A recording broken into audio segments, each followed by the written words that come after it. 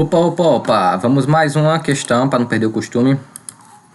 Ainda daquela prova de 2019 da CESP.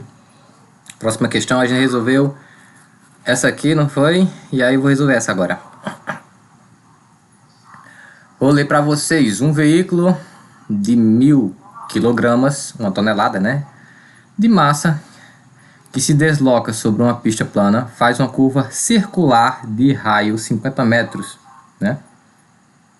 50 metros de raio, beleza? Com a velocidade de 54 km por hora. O coeficiente de atrito estático entre os pneus do veículo e a pista é aproximadamente de 0,60. Pergunta, né? A partir dessa situação, julgue os itens que se seguem considerando a aceleração da gravidade local igual a 9,8 metros por segundo ao quadrado. Beleza, vamos ver aí. A primeira pergunta é: o veículo está sujeito a uma aceleração centrípeta superior à aceleração gravitacional? Não é a pergunta, é uma afirmação. A gente vai dizer se é verdadeiro ou é falso. Deixa eu abrir o Paint aqui. Vamos lá. Primeira coisa, arrastar um círculo aqui para vocês, né? Ele diz o seguinte, né? Ele diz, deixa eu ver se eu marco um pontinho aqui no meio. Ele me disse que o carro vai fazer uma volta. Ele vem aqui com tudo. Com tudo não, né? Ele vem relativamente devagar, né? A 54 km por hora. Lá vem o carro por aqui. Chega a certo ponto, ele vai fazer uma curva aqui, né? Fazer uma volta. E o raio dessa curva, né? Ou seja, a distância desse ponto central imaginário até a borda da volta que o carro vai fazer é igual a 50 metros, né? Deixa eu botar meu cursor aqui. 50 metros. E aí, a gente pode calcular a aceleração centrípeta desse sistema aqui, certo? O que é a aceleração centrípeta? Deixa eu fazer outro círculozinho aqui para explicar rapidamente para vocês. A aceleração centrípeta, deixa eu colocar um termo aqui, um objetozinho, vou botar um quadradinho. Digamos que eu tenho aqui um objetozinho que ele está se movendo, né, ao redor, está girando, beleza? Deixa eu marcar um pontinho aqui no meio. E a aceleração centrípeta é um tipo de aceleração que aponta para o centro do meu círculo, certo? Essa é a aceleração centrípeta. Em contrapartida, existe um vetor velocidade, né, que está indo aqui para este ângulo. Então seria o seguinte. Esse setinho não ficou bem feito, mas vamos imaginar que tem uma setinha bem bonita aqui. Imagina o seguinte: o objeto ele está se movendo para cá, certo? Mas existe uma aceleração que está puxando o objeto para o centro, certo? Aí o que acontece? Quando esses dois vetores brigam, né? Acontece que o objeto ele vai e vai seguindo, né? Ele vai seguindo a linha do círculo. É por isso que acontece as rotações, certo? E aí é uma coisa análoga com o que acontece quando você faz uma volta num carro. Você vem aqui no carro e de repente você faz uma volta. Então você vai fazer um movimento aqui, ó, circular para fazer a volta. Então existe uma certa aceleração que está apontando para esse centro imaginário, certo? Aí o que acontece? Já adiantando aqui o raciocínio. Quando essa aceleração centrípeta ela for inferior à força de atrito no chão, certo? Aí o carro, o que acontece com o carro? O carro faz a curva normalmente, né? Agora, quando essa aceleração centrípeta ela for superior à força de atrito do solo, aí o carro derrapa. Ah, mas como assim derrapa? Se a força... a aceleração centrípeta aponta para o centro. Como assim ele derrapa? Ele derraparia para o lado oposto. É porque é o seguinte: a aceleração centrípeta ela é análoga à aceleração centrífuga. Centrífuga, não, muito parecido. A aceleração centrífuga é aquela aceleração que vai oposta por outro lado, né? Ela vai apontar para este lado aqui. Uma explicaçãozinha. Deixa eu ver onde eu encontro a setinha do meu cursor aqui. Aqui, beleza. Então, ó, quando acontece dessa aceleração centrípeta ser maior do que a aceleração formada pela força de atrito, o que acontece é que vai haver a força centrífuga que vai jogar o objeto para fora dessa volta. Então, aí neste caso específico, o carro vai derrapar, certo? Então tem que haver esse equilíbrio, certo? Essa força ela não pode ser maior do que a força de atrito do chão, certo? E vocês viram na questão que ela dá inclusive nessa força de atrito, para a gente saber se o carro vai derrapar ou não. Beleza? Dada essa explicaçãozinha rápida, não querendo me estender muito, vamos resolver a questão logo, né? Vamos pegar algumas informações. A gente tem a massa, a gente tem a velocidade, né? Olha que interessante, nós temos velocidade aqui em 54 km por hora. E eu já falei no vídeo anterior que a gente tem sempre que converter, né? Se eu tenho 54 km por hora. Se você assistiu a aula anterior, você vai lembrar que a gente tem que dividir por 3,6. Como resultado, eu gosto de uma coisinha bem colorida, fica mais legal. A velocidade do carro é de 15 metros por segundo. Beleza? Pronto. E como calcular a aceleração centrípeta? A aceleração centrípeta, ela será igual, deixa eu botar outra cor para não ficar confuso. A aceleração centrípeta, ela vai ser igual a velocidade ao quadrado dividido pelo raio. Esse raio aqui é o raio do círculo imaginário formado pela volta do carro. Beleza? Que ele deu na questão que é 50 metros. Então vamos calcular aqui a aceleração centrípeta. A aceleração centrípeta será igual a velocidade ao quadrado, né? 15 ao quadrado dividido pelo raio, né? 50 metros. Beleza? Pronto. Fazendo essa conta aqui, 15 vezes 15, 225. Dividido por 50. Deixa eu ver aqui, eu fiz a conta bem aqui. Dá 4,5. Pronto. Opa, essa igualdade ficou tão feinha. Vou fazer uma igualdade mais bonita. Deixa pra lá.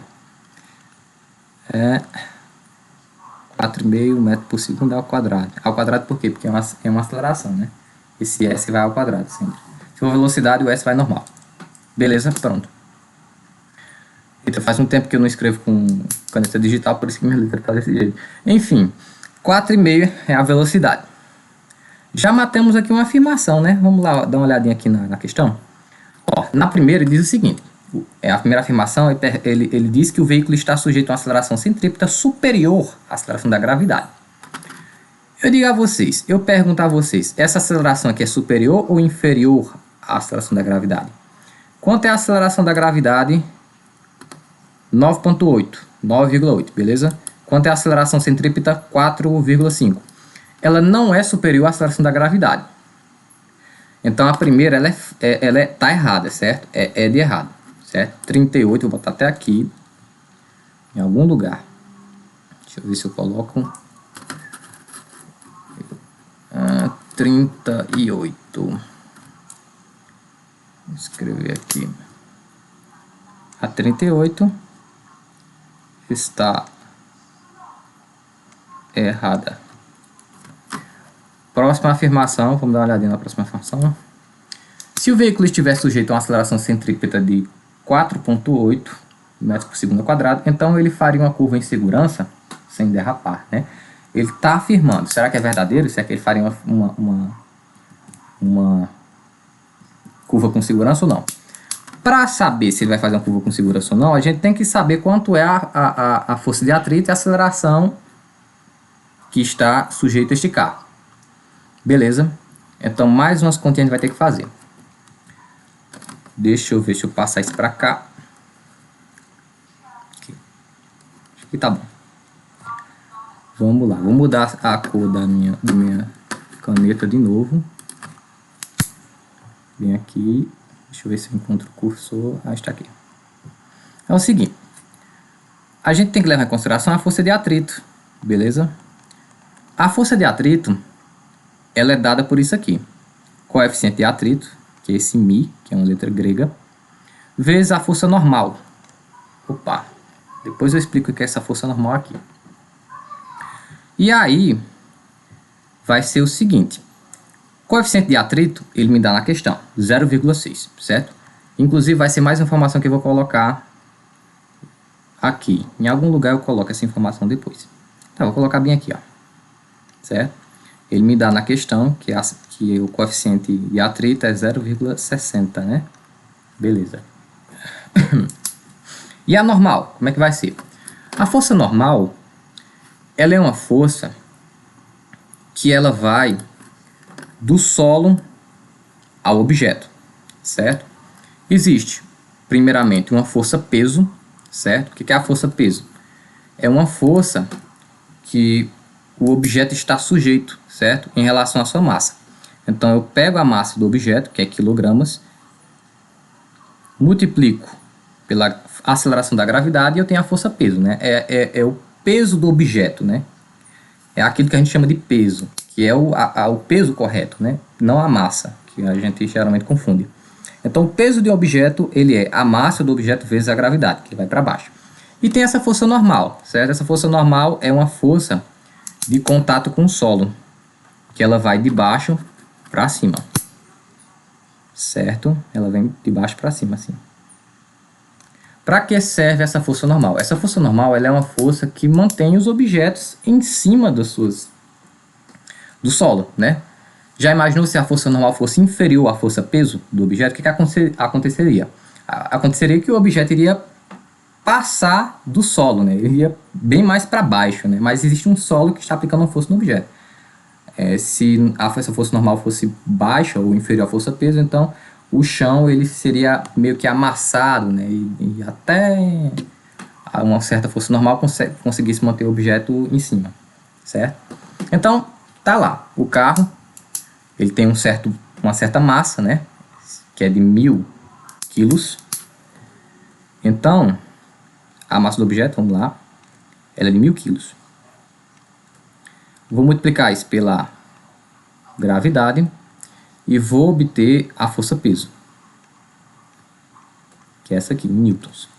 A força normal, certo? Ela é igual à força peso, porque o objeto ele não está afundando no solo, ele está lá no solo, né? O carro ele vai andar só para frente, ele não vai andar para baixo, né? Para o subsolo. Então ele está equilibrando em relação ao solo, né? A pista está sustentando o carro. Então a normal ela vai ser igual a essa mesma força peso, certo? Então a normal é 9.800 newton. O que eu vou fazer com isso? Eu vou pegar essa força normal e vou multiplicar pelo coeficiente de atrito, o que vai me resultar na força de atrito, certo? Vou pegar essa força de atrito, vai ser igual. Coeficiente de atrito 0,6 vezes 9.800 newtons. E aí eu vou ter o seguinte, que é a força de atrito, eu espero não precisar de calculadora, deixa eu ver, tá aqui 5.880 newtons. Pronto, essa aqui é a força de atrito, certo? Ela é contrária à força com que o objeto está indo, certo? Digamos que o objeto está indo para frente, a força de atrito ela aponta para trás, certo? Porque ela vai parando o objeto, certo? Ela quer parar o objeto, o atrito ele quer parar o objeto, entendeu? Pode ser que pare ou não, depende da situação. Vamos lá. A gente tem como saber qual é a aceleração que vai no sentido dessa força de atrito. Como é que se faz isso? Lá eu falei na questão anterior que a força é sempre, né, massa vezes aceleração. Então é natural de se imaginar que se eu quiser aceleração, basta eu pegar essa massa e passar para baixo dividindo. Então a aceleração é igual a força dividido pela massa. Beleza. Aqui eu não tenho a força de atrito. Então concorda comigo que se eu dividir aqui a massa do objeto, eu vou obter a aceleração contrária, certo? A aceleração no sentido da força de atrito. Quanto é que vai ser? Essa aceleração ela vai ser igual a 5,80 metros por segundo ao quadrado. Beleza? Vamos lá. Acho que dá para ver, né? 5,880 metros por segundo ao quadrado. Beleza? Pronto. Essa aí é a força de atrito, aliás, a aceleração que está indo no sentido da força de atrito para o objeto. Olha que interessante. A força centrípeta, que é sempre igual a força centrífuga, que é de fuga do objeto, em sentido oposto, ela é igual a 4,5 metros por segundo ao quadrado, beleza?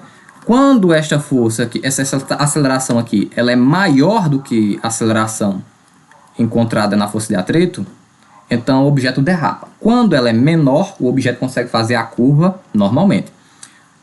Pergunta, qual dessa aceleração aqui é maior? Ora, a maior é a aceleração que está relacionada à força de atrito. Então o objeto não vai derrapar. O carro ele não vai derrapar na pista. Ele vai fazer a volta normalmente, certo? Então matamos a segunda afirmação aqui. Se o veículo estivesse sujeito a uma aceleração centrípeta de 4,8 metros por segundo ao quadrado, então ele faria a curva em segurança. Com certeza faria a curva em segurança. Ele teria que ter uma aceleração maior do que 5,880 para poder derrapar, mas ele não está nessa situação, então ele não vai derrapar.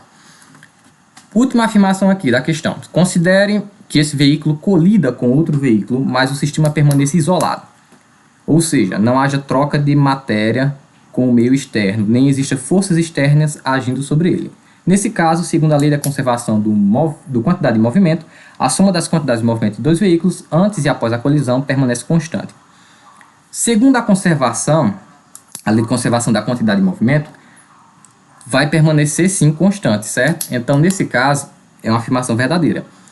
Antes da colisão e depois da colisão, a quantidade de movimento tem sempre que se conservar. O que é a quantidade de movimento? A quantidade de movimento de um objeto é quando você tem a massa multiplicada pela velocidade do objeto. Seria mais ou menos como posso explicar para você, né? Seria mais ou menos você imaginar um objeto que ele está carregado com uma certa força, certo? E aí essa força, ela vai fazer com que o objeto entre em movimento, beleza? Aí o objeto está lá, em movimento. Quando o objeto está em movimento, ele tem uma certa quantidade de movimento relacionada a ele. Já para você parar este objeto, você irá precisar de descarregar essa quantidade de movimento do material até que essa quantidade de movimento zere. Quando essa quantidade de movimento relativa zere, o objeto vai parar, beleza? Então o movimento de um objeto está relacionado com essa quantidade de movimento que o objeto tem. Aí então nesse caso, quando há uma colisão, né, ou seja, dois objetos têm quantidades de movimento, estão em movimento, pode ser que não, né, pode ser que apenas um esteja em movimento, eles colidam.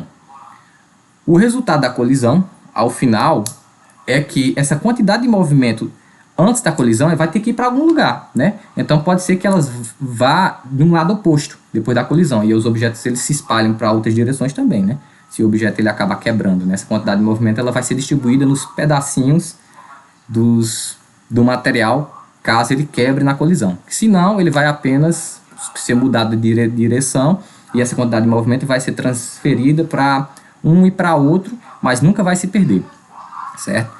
Ela só se perde no caso de você ter uma força oposta aplicada em esse objeto a nível de que você irá descarregar essa quantidade de movimento. É um pouco complicado de explicar, porque pode ser um pouco conceitual demais e teria que ter uma aula muito mais completa para explicar detalhadamente isso aqui. Mas quando você fala em conservação de quantidade de movimento, está correta essa afirmação, beleza? Então, para não ficar muito longa a aula, a 38 ela vai estar errada, né? Mas a 39 ela é verdadeira, né? Não vai derrapar. Mas será que vai? Deixa eu ver como é que foi a afirmação aqui. O que foi que ele disse aqui?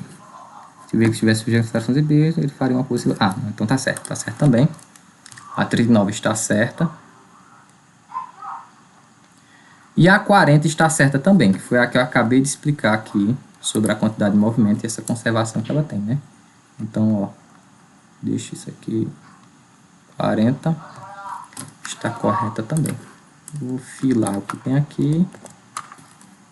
Pronto, beleza? 38 errada, 39 certa, 40 certa. É isso aí. Encerrando a aula por hoje.